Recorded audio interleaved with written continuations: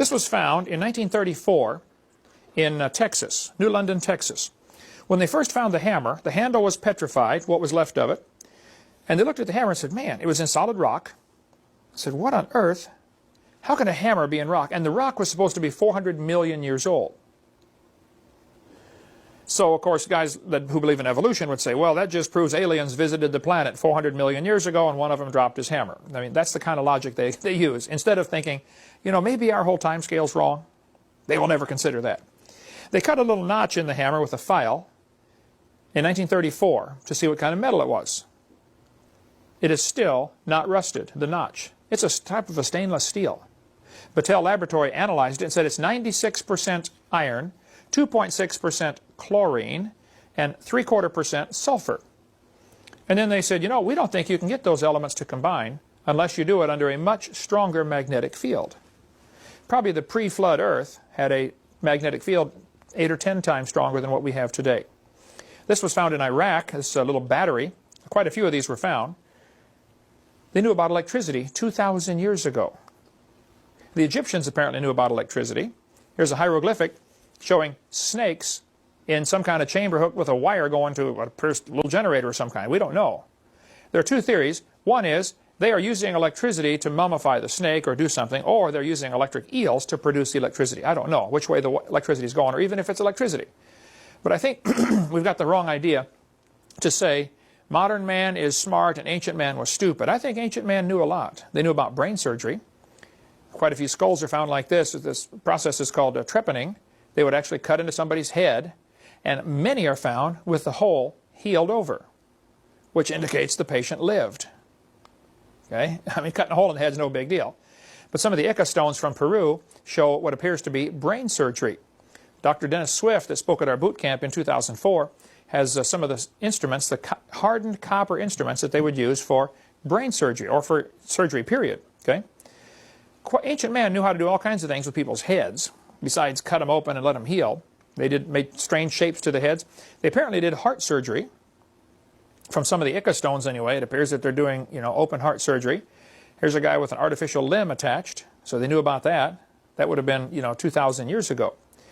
This little machine appears to be some kind of steam engine. They might have known about some kind of power like that 2,000 years ago.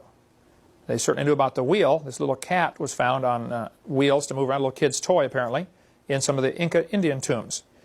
They certainly were smart as far as biology goes. This little spider is one of the, little nothing, it's 150 feet tall. It's one of the Nazca Line images. We cover some of that on video too, but they knew that to make this spider with no eyes, because it's blind, these little spiders are extremely rare.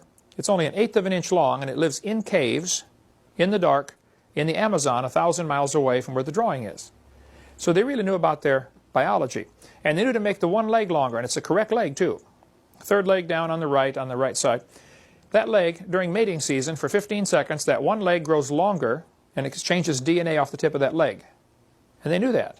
So they were not ancient, not stupid. They were ancient, but they were not stupid. This Pira Reis map of 1513 shows Antarctica with no ice on it. How did they know to, first of all, how did they find Antarctica?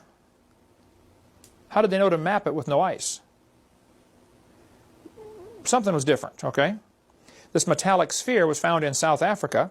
It has 3 parallel grooves around the equator, but it was found in what they said was pre-Cambrian material, 2.8 billion years old. Well, of course, I disagree with the 2.8 billion years. It's a human artifact, quite obviously, found in rock, supposed to be 2.8 billion years old. But see, rather than question, you know, maybe it's not 2 billion years old, guys like Michael Cremo, who wrote the great book on stuff like this, they're called OOPArt, Out-of-Place Artifacts, OOPART. He studies all kinds of these things. Now, he's a Hindu. Michael Cremo has the book Hidden History of the Human Race. He says this proves aliens came and visited the Earth 2.8 billion years ago. Rather than question, hey, wait, maybe the whole geologic column is wrong, they just, I don't know why, they're not allowed to question that. His book's called The Hidden History of the Human Race. It's in our library if you want to read that. Here's a mortar and pestle. You know, to grind wheat or grind flour with, grind corn. The problem is, it's in rock, supposed to be 33 to 55 million years old, way before man got here. So what do you conclude? Well, again, aliens came. visited the planet. These little spirals were found. The thing that's amazing about these little spirals, they're made of tungsten. Very difficult metal to work with, very difficult to refine. And these things are 3/10,000ths of an inch, 3/10,000ths of a millimeter in diameter.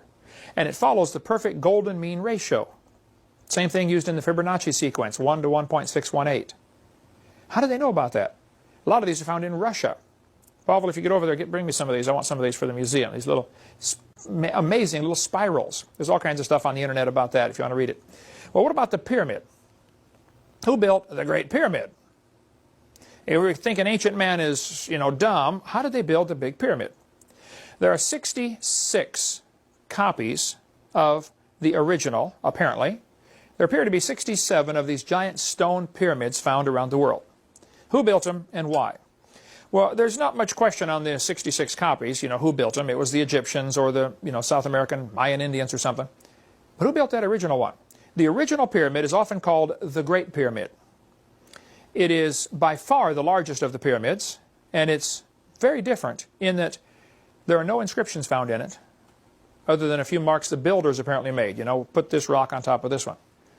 But all the rest of the pyramids in Egypt have all kinds of hieroglyphics. This is King Herman, the greatest guy that ever lived, blah, blah, blah.